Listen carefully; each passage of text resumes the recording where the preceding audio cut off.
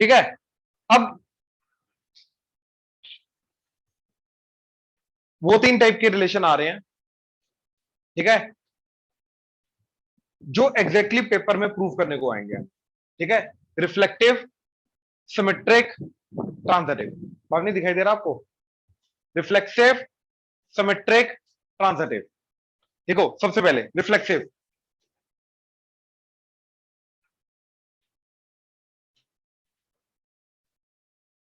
Relation R, capital R, relation capital R is said to be reflexive, is said to be reflexive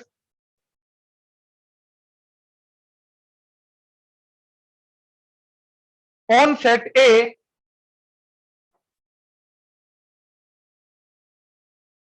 is said to be reflexive on set A if every element of A, if every element of A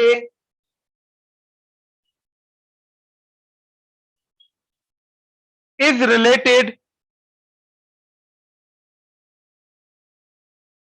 to itself, is related to itself, ठीक है। अब कल जो identity type जो थी हमारी, identity relation, उसके अंदर जो डेफिनेशन लिखी थी और ये जो डेफिनेशन लिखी, इन दोनों को कंपेयर करो जरा और बताओ दोनों में डिफरेंस क्या है।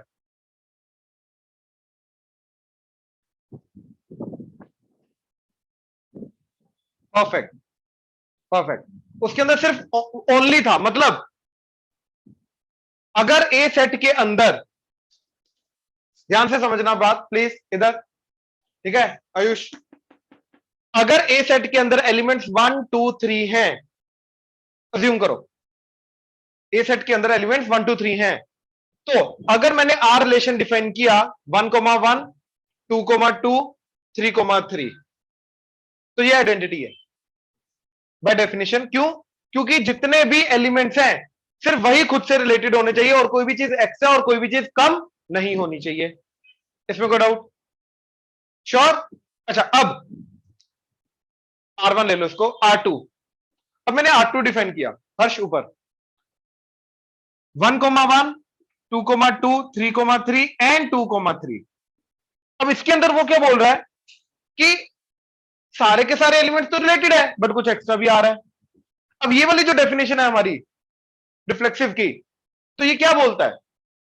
ये बोलता है कि सारे के सारे एलिमेंट्स रिलेटेड होने चाहिए। ओनली नहीं बोला इसने, मतलब सारे के सारे होने चाहिए, साथ में कुछ एक्स्ट्रा भी आ जाए चलेगा, लेकिन सारे के सारे जरूर होने चाहिए। अब मतलब 1,1 2,2 3,3 में से कोई भी चीज मिसिंग नहीं होनी चाहिए। अगर मिसिंग हुई फिर नहीं वो सिमेट्रिक होगा, सॉरी अपना रिफ्लेक्सिव होगा, फिर नहीं वो रिफ्लेक्सिव होगा।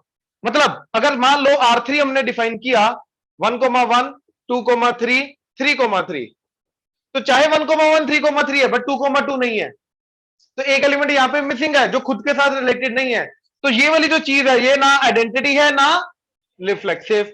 अच्छा, ये वाली चीज आइडेंटिटी है, अच्छा ये रिफ्लेक्सिव है, ये रिफ्लेक्सिव भी है, आइडेंटिटी भी है, रिफ्लेक्सिव भी है। अब ये आइडेंटिटी नहीं है, क्यों? क्योंकि कुछ एक्स्ट्रा आ गया। ये रिफ्लेक्सिव है क्योंकि जो सारे के सारे एलिमेंट्स हैं वो अपने से रिलेटेड हैं। क्लियर हुआ? पक्का? अब मैथमेटिकली इस डेफिनेशन को हम कैसे लिखेंगे? अगेन, एक सेट के ऊपर एक जो रिलेशन है उसको रिफ्लेक्सिव हम कब बोलेंगे? जब जिस सेट के ऊपर वो रिलेशन बनाया है उस सेट के सारे एलिमेंट्स खुद के साथ रिलेटेड होने चाहिए। एक्स्ट्रा आना है आए फर्क नहीं पड़ता, बट वो सारे के सारे एलिमेंट्स खुद के साथ रिलेटेड होने चाहिए। अब इसको मैथमेटिकली कैसे लिखेंगे? देखो, लेट ए बिलोंग्स टू ए। अब इस चीज का मतलब क्या है? ए एक सेट है, प्लीज ध्यान से, ए एक सेट है और स्मॉल ए क्या रिप्रेजेंट कर रहा है? उस सेट के एलिमेंट्स को। ये समझे? अब यहां पे हमने क्या बोला कि ए सेट के जितने भी एलिमेंट्स हैं वो आपस में रिलेटेड होने चाहिए, मतलब उनका 1,1 2,2 3,3 आपस का ऑर्डर्ड पेयर बनना चाहिए, हाँ या ना? तो यहां पे कौन सा ऑर्डर्ड पेयर बनना चाहिए? ए कोमा ए का, ए कोमा ए का ऑर्डर्ड पेयर बनना चाहिए, ताकि ए जो है वो खुद के साथ रिलेटेड होना चाहिए। तो अगर ए कोमा ए आर को बिलोंग करता है। कितने ए कोमा ए आर को बिलोंग करेंगे? सारे के सारे। For all A belongs to A. For उल्टे ए का मतलब क्या होता है? For all. इसका मतलब क्या होता है? For all. इस चीज का मतलब क्या होता है? Belongs to. ठीक है, तो ये चीज क्या बोल रहा है? अगर A comma A ordered pair R को बिलोंग करते हैं, जहां पे ए क्या रिप्रेजेंट कर रहा है? ए सेट के सारे एलिमेंट्स, देन ये जो रिलेशन आर है वो क्या होगा? रिफ्लेक्सिव। तब जाके ये रिलेशन रिफ्लेक्सिव होगा। ये समझ में आया? तो इसके अंदर कोई भी रिलेशन जो है जिसको मेरे को रिफ्लेक्सिव प्रूव करना है, दो टाइप के आएंगे।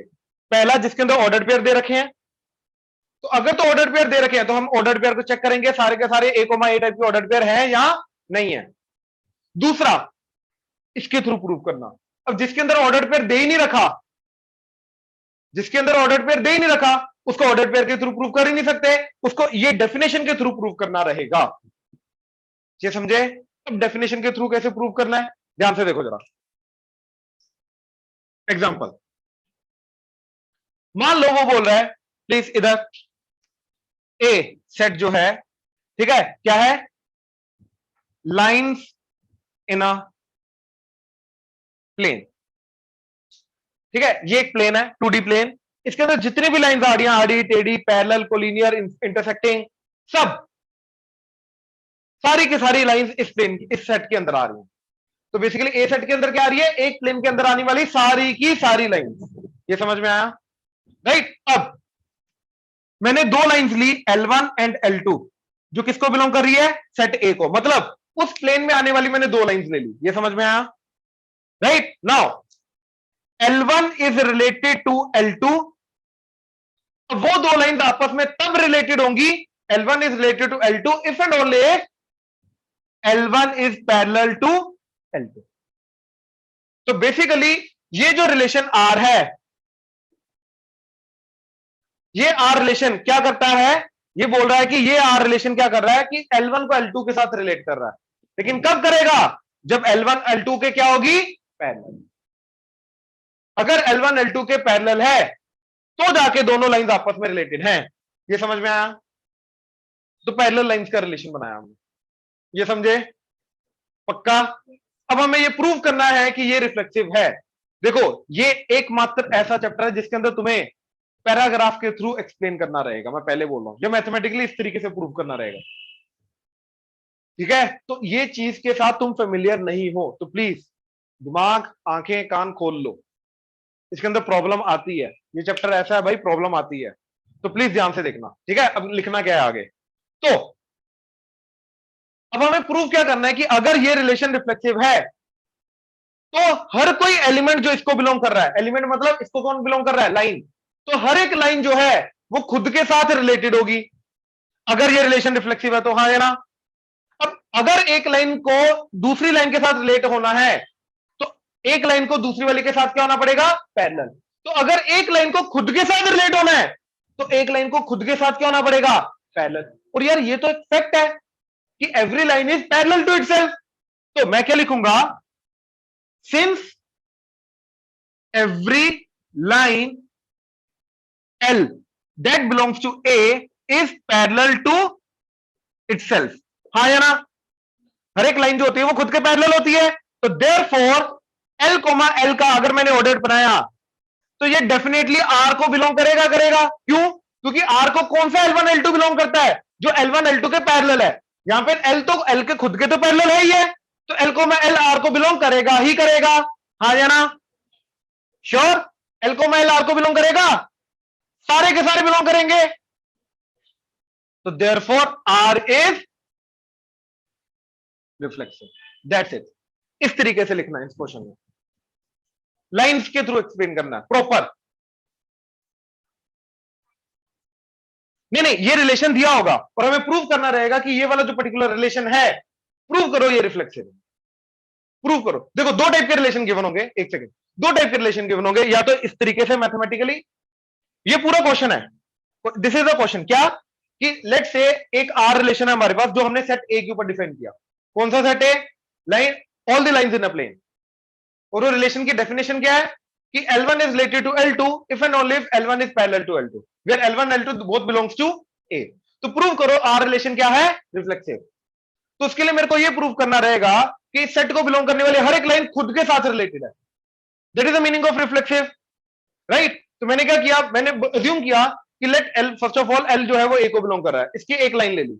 Now since every line is parallel to itself, तो therefore L comma L R को बिलोंग करेगा, राइट। इसके अंदर खुद सोचो, इस पूरे रिलेशन के अंदर अगर मैंने L1 L2 दोनों की जगह LL डाल दिया तो क्या आ जाएगा, L कोमा L R को तब बिलोंग करेगा जब L is parallel to L।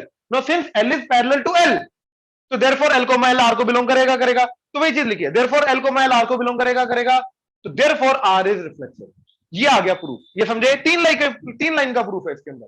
लेकिन ये चीज लिखनी प्रॉपर इंग्लिश लैंग्वेज में, दैट इज, ये समझे।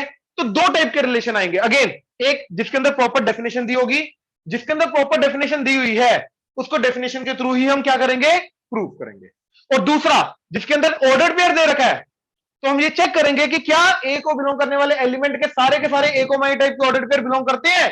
अगर करते हैं तो रिफ्लेक्सिव, नहीं करते तो नॉट रिफ्लेक्सिव। अब क्लियर हुआ? श्योर? वो बोल जा, मेन है चीज है। ऑनलाइन क्लियर हुआ? Yes sir. ठीक है, नोट करो, चलो प्लीज। अब ये सोचो प्लीज, इधर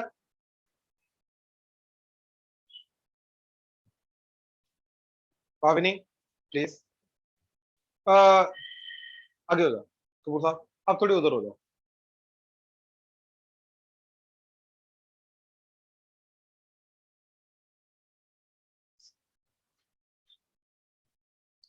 नाउ अच्छा, यही रिलेशन को अगर मैं थोड़ा सा मॉडिफाई करूं, पैरेलल की जगह मैंने कर दिया परपेंडिकुलर, अब क्या ये रिलेशन रिफ्लेक्सिव होगा? क्यों? बिल्कुल, एक लाइन जो होती है वो खुद के पैरेलल होती है, परपेंडिकुलर नहीं होती। तो अगर अब यहां पे क्या लिखेंगे, since a line is not perpendicular to itself, since a line is not perpendicular to itself, therefore L comma L will not belong to R। तो अगर L comma L R को बिलोंग ही नहीं कर रहा तो भैया वो रिफ्लेक्सिव नहीं होगा। तो इसके अंदर आगे फर्स्ट में तुम्हें क्या लिखना पड़ेगा, since line is not perpendicular to itself. ये वाला एग्जांपल भी लिख लो, एग्जांपल 2 लिख लो। इसके अंदर ना थोड़ी वही पैराग्राफ टाइप लिखने की आदत बनाओ, तभी जाके ये कर पाओगे, अदरवाइज मुश्किल हो जाएगी।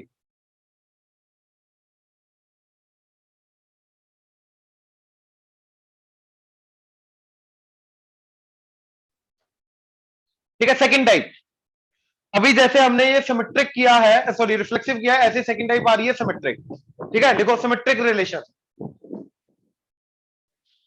सॉरी नहीं, ये अभी इनको फर्स्ट सेकंड थर्ड ही लेके चलो, इनको अलग से फर्स्ट सेकंड थर्ड लेके चलो।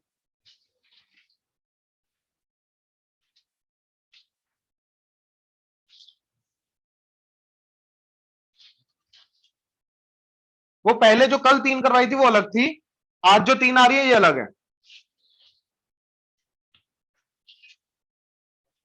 Relation R on a set A,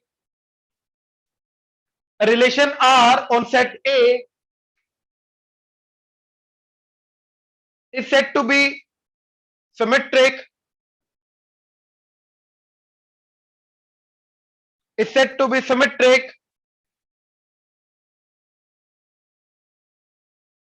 if and only if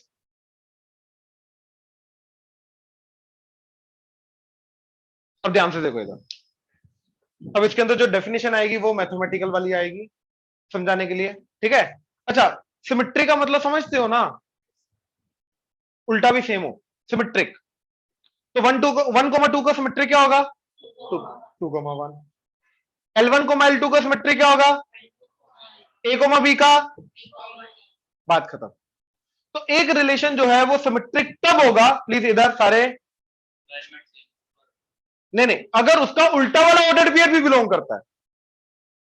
देखो अगर A, B R को बिलोंग कर रहा है, इसके साथ साथ प्लीज इधर, अगर A, B R को बिलोंग कर रहा है इसके साथ साथ अगर उसका उल्टा बी कोमा ए भी आर को बिलोंग कर रहा है तो वो क्या होगा,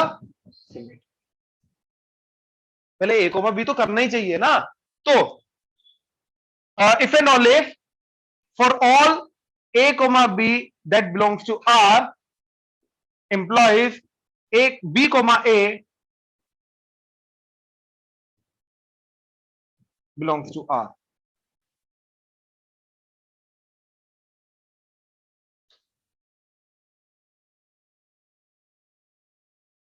बेसिकली इस चीज का मतलब क्या है कि if a comma b belongs to R then b comma a belongs to R। तो अगर ये चीज है कि अगर a comma b R को बिलोंग कर रहा है तो उसका उल्टा b comma a भी R को बिलोंग कर रहा है तो जाके वो रिलेशन क्या होगा, सिमेट्रिक। ये समझे? श्योर? कर लो, तसल्ली कर लो, क्योंकि इसके बाद एग्जांपल दूंगा। नहीं, अभी आएगा, अभी आएगा। अच्छा एक एग्जांपल अभी मेरे माइंड में है, एक एग्जांपल प्लीज इधर। अब मैं पहले एक ऐसी एग्जांपल देता हूं जो सिमेट्रिक नहीं है, ठीक है, जो सिमेट्रिक नहीं है। देखो जरा,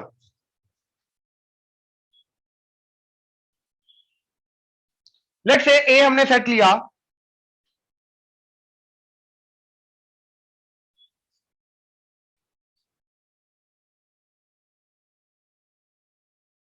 सारी फैमिली मेंबर्स का हमने एक सेट बना दिया, ठीक है। सेट में क्या आ रहा है, एक फैमिली के सारे मेंबर्स, ये क्लियर है, राइट। अब इस सेट के ऊपर हमने एक रिलेशन डिफाइन किया ए कोमा बी। अब ए कोमा बी क्या है, इस फैमिली के दो मेंबर्स।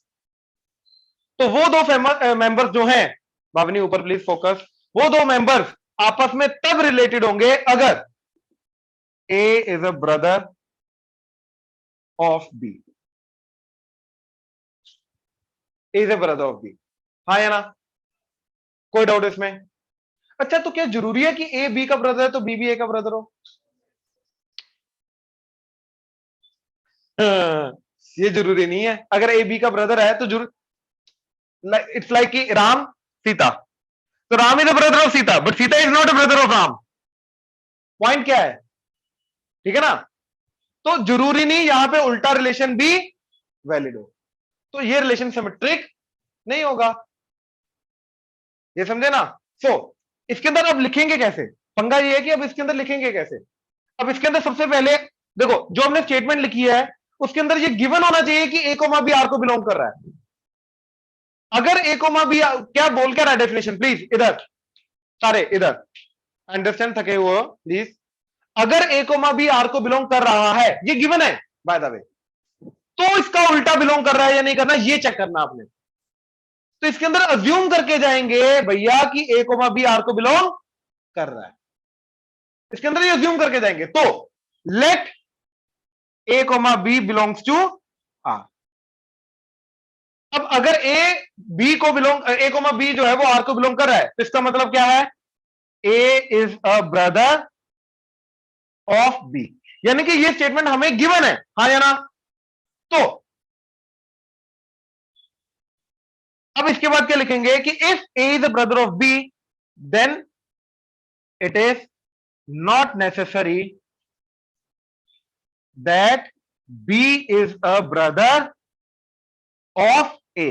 तो therefore B comma A R को बिलोंग नहीं भी कर सकता, जरूरी नहीं है करेगा। तो अगर वो बी उल्टा वाला उसको बिलोंग नहीं करेगा तो it is not symmetric. I hope clear हुआ, ये नोट कर लो जल्दी। ऑनलाइन क्लियर हुआ? ग्रेस, ख्याति? Yes, sir. ख्याति? Yes, sir. Yes. गुड। अगर मैं अब यहां पे वही वाली एग्जांपल लेके चलूं, पैरेलल वाली, तो अगर L1 L2 को, L1 को मैं L2, ठीक है, ए सेट क्या है मेरा, लाइंस इन अ प्लेन, ठीक है। Now L1 comma L2 R को बिलोंग करेंगे if and only if L1 is parallel to L2। तो इस तरीके से आर रिलेशन डिफाइन कर दिया। चलो R1 रिलेशन ले लो, तो R1 ये उल्टा लिख दिया, बिलोंग टू R1। तो L1 कोमा L2 तब जाके R1 को बिलोंग करेंगे if L1 is parallel to L2। अगर L1 L2 के पैरेलल है तो जाके वो रिलेशन R को बिलोंग करेंगे। नाउ अब ये मेरे को चेक करना है क्या ये चीज जो है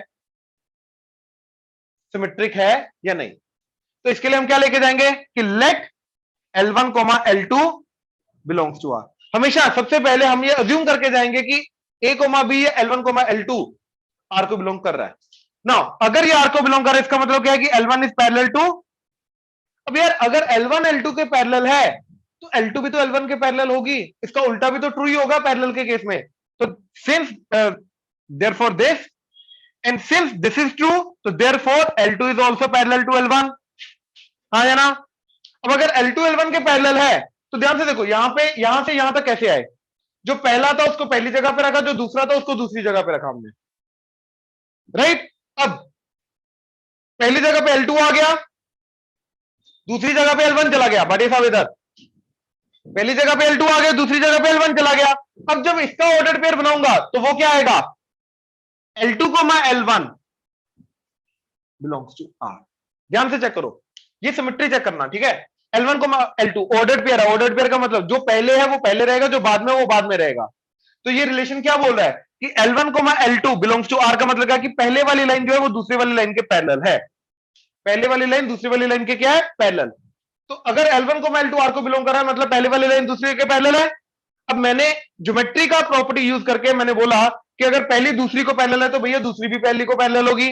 अब अगर दूसरी पहली को पैरेलल है तो मतलब L2 L1 पैरेलल R को बिलोंग करेगा, तो उसका उल्टा ऑर्डर पेयर भी R को बिलोंग कर रहा है, तो देयरफॉर R इज सिमेट्रिक। इसके अंदर सारा का सारा खेल इस चीज का मैं पहले बोल रहा हूं, सिमेट्रिक के अंदर। अच्छा परपेंडिकुलर के अंदर होगा क्या, सोच के बोलो।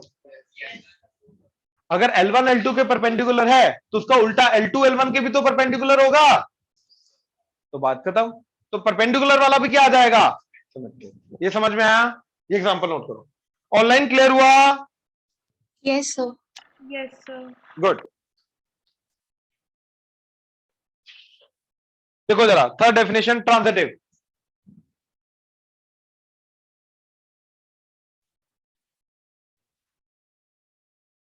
अच्छा उससे पहले ना एक चीज देखना प्लीज, इधर सारे, ये जरूरी है, ऐसी चीज दिखने को मिलेगी। तो अगर A comma B ordered pair R को बिलोंग कर रहा है, अगर A comma B ordered pair R को बिलोंग कर रहा है, इसको मैं एक और तरीके से लिख सकता हूं, क्या, A R B। इसका मतलब क्या है, A element is related to B element through relation. इसका भी मतलब क्या है कि A कोमा B R को बिलोंग कर रहा है, मतलब A is related to B through the condition of R। R की जो भी कंडीशन है उसको सेटिस्फाई कर रहा है ना A कोमा B, इसलिए R को बिलोंग कर रहा है। तो मतलब A is related to B through the condition R। इसका भी मतलब वही है कि A is related to B through R। तो A comma B belongs to R अगर लिखा हुआ है और A R B लिखा हुआ है, इन दोनों का मतलब क्या है, सेम। ये चीज याद रखना, ये समझे, पक्का, राइट। चले आगे, third transitive.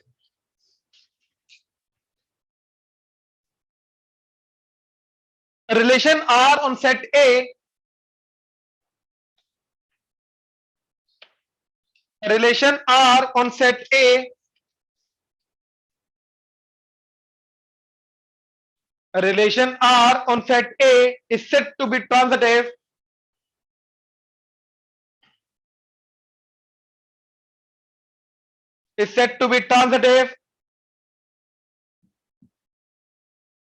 if and only if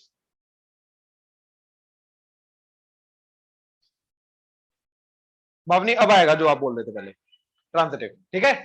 अब देखो, अब इसकी कंडीशन क्या है ट्रांजिटिव की, ठीक है। ट्रांजिटिव की कंडीशन ये होती है कि for A comma B belongs to R, B comma C belongs to R, ठीक है। इसके अंदर दो ऑर्डर्ड पेयर हमें चाहिए होते हैं जो R को बिलोंग कर रहे हैं, कौन से, A comma B, B comma C। अब इन दोनों ऑर्डर्ड पेयर में क्या कॉमन है, B। मतलब फर्स्ट ऑर्डर पेयर का जो सेकंड एलिमेंट है एंड सेकंड ऑर्डर पेयर का जो फर्स्ट एलिमेंट है, ये दोनों सेम होने चाहिए। अब अगर ये दोनों के दोनों R को बिलोंग कर रहे हैं तो इनके बिलोंग करने के बाद अगर हमारा ए कोमा सी भी आर को बिलोंग करे तो जाके हमारा रिलेशन आर क्या होगा, ट्रांजिटिव। अब इसका मतलब क्या है, ध्यान से देखो, A B C, A is related to B, इसका मतलब ये है ए कोमा बी आर को बिलोंग कर रहा है, इसका मतलब क्या है, A is related to B comma C belongs to R का मतलब क्या है, B is related to C, हाँ या ना। तो ये बोल रहा है कि भैया अगर ए बी के साथ रिलेटेड है, बी सी के साथ रिलेटेड है, तो भैया ए बी सी के साथ रिलेटेड होना चाहिए। तो अगर ए सी के साथ रिलेटेड हो गया बी को बाईपास करता हुआ, तो ये रिलेशन क्या होगा, ट्रांजिटिव। और अगर ये ना हुआ तो रिलेशन ट्रांजिटिव नहीं होगा। क्लियर हुआ, सीधा हो जा सीधा। तो रिलेशन ट्रांजिटिव नहीं होगा। क्लियर हुआ, तुमने तो सुना भी नहीं, तू तो रहने दे। क्लियर हुआ, पक्का। अच्छा, अब इसको लिखेंगे कैसे, मतलब ये भी लिखेंगे साथ में, ऐसे भी लिख सकते हैं कि if A comma B belongs to R, B comma C belongs to R, then A comma C belongs to R. तो अगर if these two order pair R को बिलोंग कर रहे हैं, देन अगर ये भी आर को बिलोंग करेगा तो रिलेशन क्या होगा, आर इज, तो फिर भाई ट्रांजिटिव नहीं है ऑब्वियसली। क्लियर हुआ, श्योर। अब एग्जांपल आएगी इसकी, पहले ये नोट कर लो, शाबाश जल्दी। ऑनलाइन क्लियर है, Yes, sir. Yes, sir. ठीक। चलो वही पैरेलल लाइन वाला लेते हैं।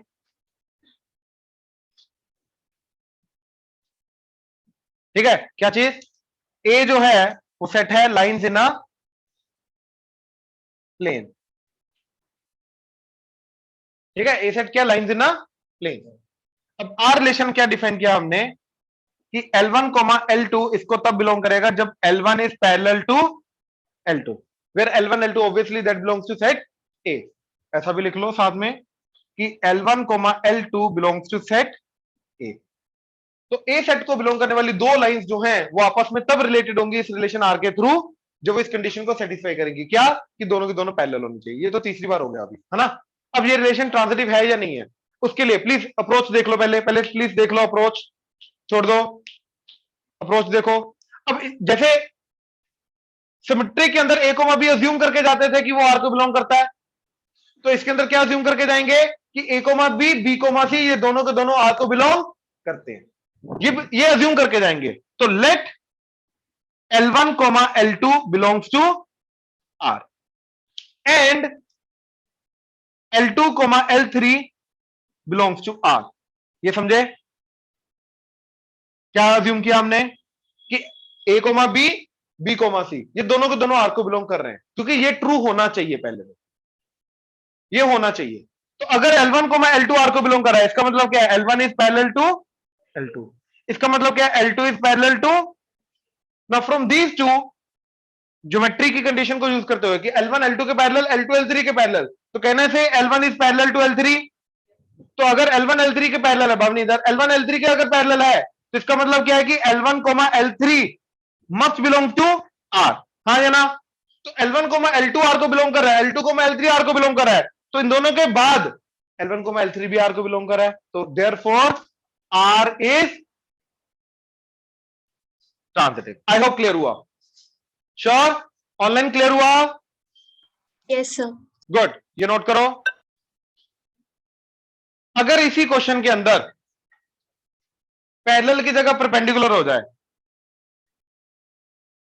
तो अब क्या ये ट्रांजिटिव होगा या नहीं। तो वो देखने के लिए हमने क्या बोला कि L1 L2 आर को बिलोंग कर रहा है, L2 L3 आर को बिलोंग कर रहा है, मतलब L1 is perpendicular to L2 and L2 is perpendicular to L3। तो इस चीज का मतलब क्या है, ध्यान से देखो, अगर ये L1 है तो ये L2 होगा, L1 is perpendicular to L2। अब L3 L2 के परपेंडिकुलर है, तो L2 के परपेंडिकुलर लाइन क्या आ जाएगी, ये, तो ये L3 हो गई, हाँ या ना। तो L1 L2 L3 की क्या हो जाएगी, ये समझ में आया, पक्का। तो अब इन दोनों का इंटरप्रिटेशन क्या है, L1 is parallel to L3। ना हमें तो परपेंडिकुलर चाहिए था, अगर L1 L2 के परपेंडिकुलर, L2 L3 के परपेंडिकुलर होने के बाद अगर L1 L3 के परपेंडिकुलर आ जाता इसी क्वेश्चन की कंडीशन को ट्रू मानते हुए, तो जाके वो क्या होता ट्रांजिटिव। नाउ सिंस L1, इसके बाद हम क्या बोलेंगे कि L1 is not perpendicular to L3, so therefore L1, L3 does not belong to R, hence it is not transitive। ये क्लियर हुआ? पक्का? ये नोट करो। चलो अब आगे लिखो last definition, equivalence relation, EQUIVALENCE।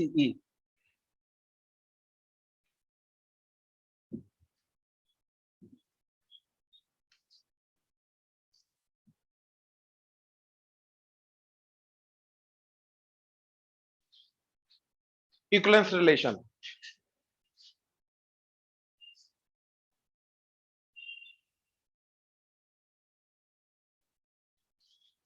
relation which is reflexive, symmetric and transitive,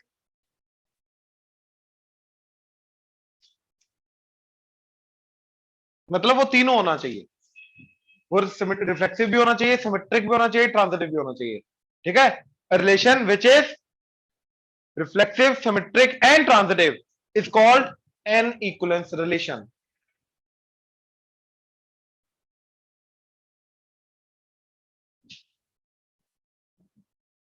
is called an equivalence relation. अब जो पैरेलल लाइंस वाला था वो हमारा रिफ्लेक्सिव भी आया था क्योंकि उसको a, a भी बिलोंग कर रहा था, क्योंकि every line is parallel to itself, right. वहां पे a, b का उल्टा सिमेट्रिक भी है, b, a भी है, क्योंकि L1 L2 के पैरेलल है तो L2 L1 के पैरेलल भी मिलेगी, राइट। वो ट्रांजिटिव भी है क्योंकि L1 L2 के पैरेलल है, L1 L2 बिलोंग कर रहा है, L2 L3 के पैरेलल है, L2 L3 बिलोंग कर रहा है, तो भैया L1 L3 के पैरेलल भी होगी तो L1 L3 भी बिलोंग करेगा।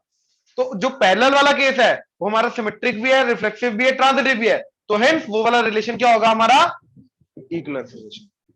ये समझे, राइट। ये लिख लेना एज एग्जांपल। ठीक है, ए क्या था, set of lines in a plane. ठीक है, then relation R L1, L2 such that L1 is perpendicular to L2, parallel to, where L1, L2 belongs to R, belongs to A।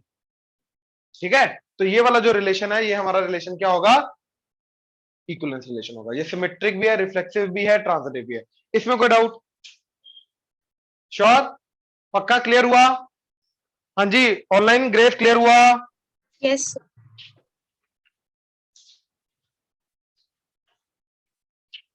अब इसके अंदर बस हमें ना लिखना ही है और कुछ नहीं करना properly.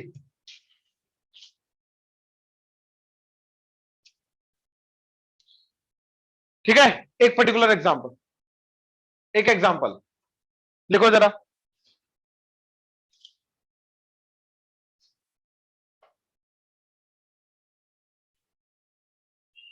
let n is a let n be a positive integer, let n be a positive integer, prove that the relation R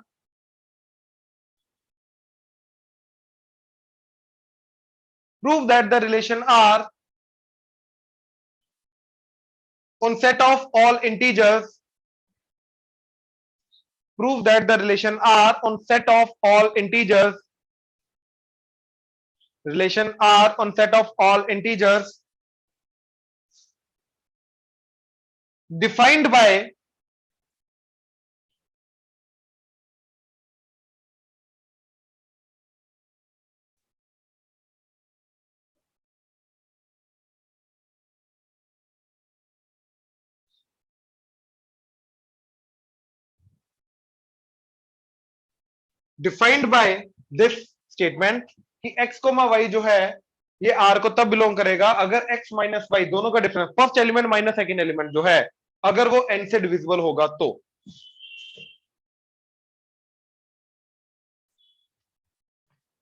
defined by this is an equivalence relation.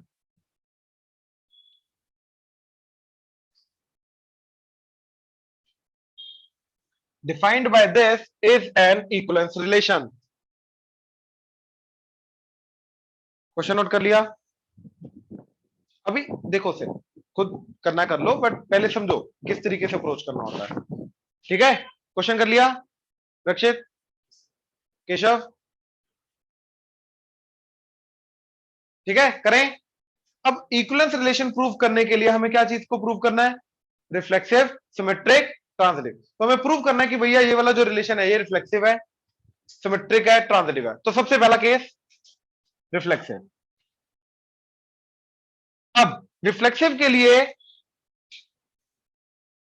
हर एक एलिमेंट को किसके साथ रिलेटेड होना चाहिए? खुद के साथ, with itself.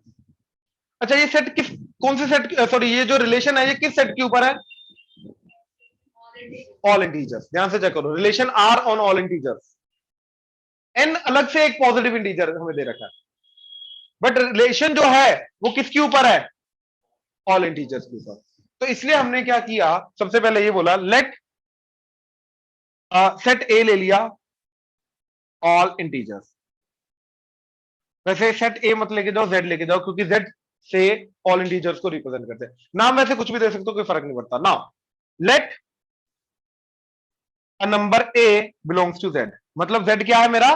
कोई भी एक इंटीजर है, बस बात खत्म. Now since a minus a, which is 0, is divisible, belongs to z. z basically ये आ गया ना, मेरे को आदत है z के बीच में लाइन लगाने की. ठीक है, अब देखो a माइनस a जो कि 0 होता है, 0 तो हर नंबर से डिविजिबल होता है, वो तो हर नंबर को डिवाइड कर देता है. तो since 0 is divisible by n, तो therefore a, a belongs to r. ये चीज को समझो, क्या लिखा मैंने.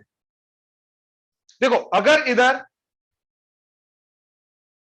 x, x को बिलोंग करना है, a, a को बिलोंग करना है, b, को बिलोंग करना है, तो बेसिकली अगर a, a को बिलोंग करना है तो a माइनस a जो होना चाहिए वो 0, वो n से डिविजिबल होना चाहिए. हाँ या ना? मेरे को ये प्रूव करना है. तो मैंने पहले ही प्रूव क्या कर दिया कि a माइनस a, पहले खुद ही कर दिया. a माइनस a वो क्या होता है? और 0 तो हर किसी नंबर से डिविजिबल होता है. हाँ या ना? तो इसका मतलब ये है कि a माइनस a जो है ये n से डिविजिबल आ गया. अब इस कंडीशन को देखो, a माइनस a जो है वो n को डिविजिबल कर रहा है, n को डिवाइड कर रहा है. तो इसका मतलब क्या है कि x सॉरी a टाइप का ऑर्डर पेयर r को बिलोंग करेगा. तो इस a माइनस a की वैल्यू 0 गेस कितना यार मैं, तुक्का ही मेरा. a माइनस a 0 होता, 2 माइनस 2 की होता, a माइनस a की होएगा. तो फिर तेरा पिछला क्वेश्चन की ही ऑब्वियसली a माइनस a 0 होगा भाई, और 0 को हर कोई नंबर डिवाइड करता है. ये बेसिक चीजें तो लेके चलेंगे ना, 2 इंटू 3 6, ये तो लेके चलेंगे ना. ये क्लियर हुआ? ये प्रूफ क्लियर हुआ या कंफ्यूजिंग है? बहुत क्या, आगे कंप्लीट कर, फिल इन द ब्लैंक खेलना है क्या? देखो, इसको अगेन ये चीज समझने की कोशिश करो. मेरे को प्रूफ क्या करना है कि यहां पे अगर मैंने एक्स एंड वाई की जगह ए डाला तो जो भी कंडीशन बन के आएगी वो कंडीशन ट्रू होनी चाहिए. मेरे को ये प्रूव करना है, क्योंकि अगर वो कंडीशन ट्रू हो गई तो a, आर को बिलोंग करेगा. राइट? तो मैंने कंडीशन पकड़ी. कंडीशन क्या आएगी कि a माइनस a जो है, जो कि होता है 0, वो n को डिवाइड करेगा. तो मैंने स्टार्टिंग उसी से किया, क्या कि सिंस a माइनस a जो कि 0 है इज डिविजिबल बाय n. हाँ या ना? तो अगर a minus a divisible by n है तो इसका मतलब वो a, जो है वो इसकी कंडीशन को सेटिस्फाई कर रहा है. यानी कि x की जगह a, y की जगह a अगर डाला तो एक ऐसी स्टेटमेंट बन के आएगी जो कि हमेशा ट्रू है. मतलब a कुछ भी हो इसको सेटिस्फाई करेगा. तो therefore a, must belongs to r. Therefore a, must belongs to r. Hence it is reflexive. ये समझे? पक्का? ये नोट करो. चलो, अब दूसरा वाला सिमेट्रिक. बस प्लीज. Now symmetric. तो सिमेट्रिक के अंदर मेरे को क्या प्रूव करना है अभी कि अगर a कोमा बी आर को बिलोंग कर रहा है तो उसका उल्टा b कोमा ए भी आर को बिलोंग करेगा। तो इसके लिए मैंने क्या बोला, लेट अगेन, ये तो सारा का सारा क्वेश्चन के लिए चलेगा है ना। अब मैं इसके अंदर a कोमा बी दो एलिमेंट्स लेके जाऊंगा जो कि z सेट को बिलोंग कर रहा है। नाउ आई विल अज्यूम क्या अगेन कि let a comma B belongs to r। अब प्लीज पहले देख लो, प्लीज पहले देख लो। अब a कोमा बी अगर r को बिलोंग कर रहा है, अगर a कोमा बी r को बिलोंग कर रहा है तो इसका क्या मतलब है कि a माइनस बी जो होगा वो क्या होगा, डिविजिबल बाय n होगा, हाँ या ना, पक्का। जैसे example 12 minus 4 is divisible bye 2 होता है ये। अच्छा, इसका उल्टा जो होगा वो क्या आ जाएगा, 4 माइनस 12, क्या ये 2 से डिविजिबल होगा, नेगेटिव क्वोशिएंट आ जाएगा। तो अगर a माइनस बी n से डिविजिबल है तो मैं ये बोल सकता हूं कि b माइनस ए जो है वो भी इज ऑल्सो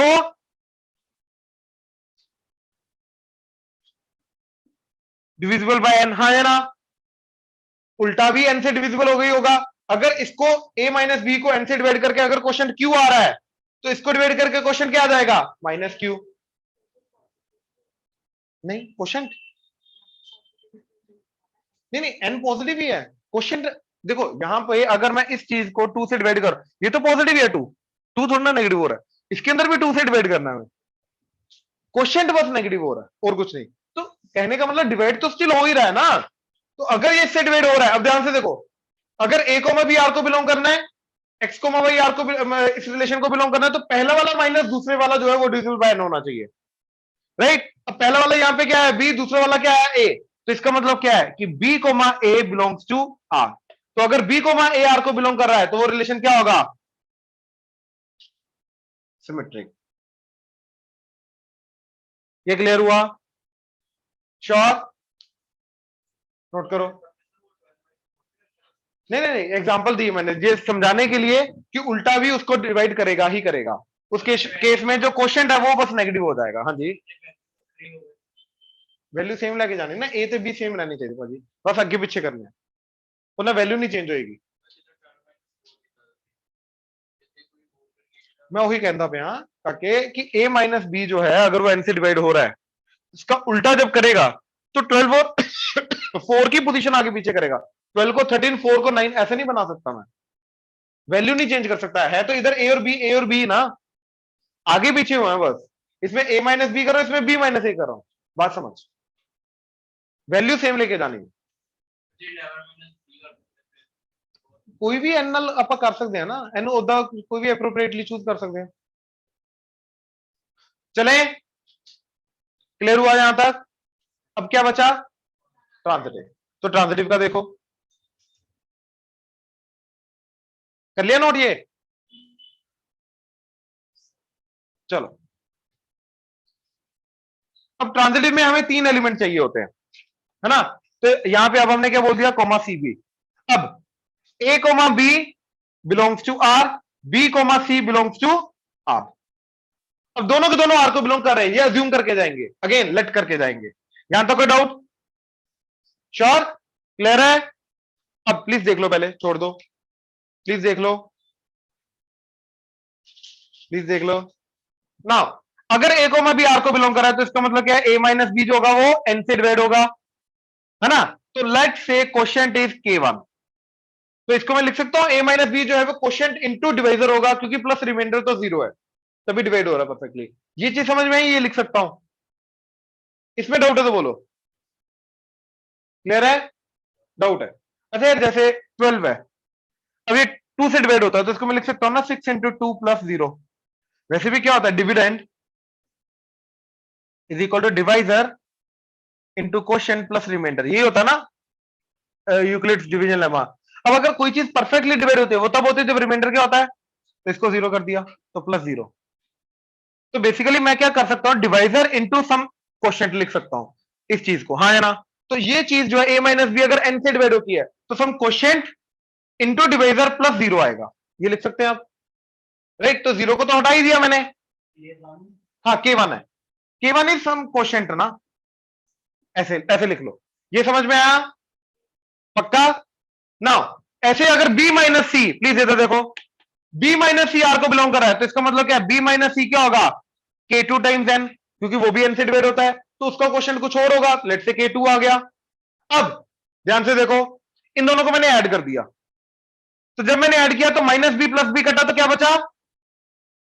ए माइनस सी। इन दोनों को ऐड किया तो K1 plus K2 into N, हाँ या ना? तो इसका मतलब क्या हुआ? ए माइनस ही जो है, अब इस केस में क्वेश्चन क्या आ गया? K1 प्लस K2, वो भी एन से डिवाइड हो गया। तो इस पूरी स्टेटमेंट का मतलब क्या बना कि A minus C is divisible by N also, तो therefore A comma C must belongs to R, तो therefore it is R is transitive. ये समझ में आया? ये खेल करना बहुत जरूरी है, अगर ये ना किया तो क्वेश्चन प्रूव नहीं हो पाएगा। क्लियर हुआ ग्रेस? Yes, sir. गुड, ये नोट कर लो।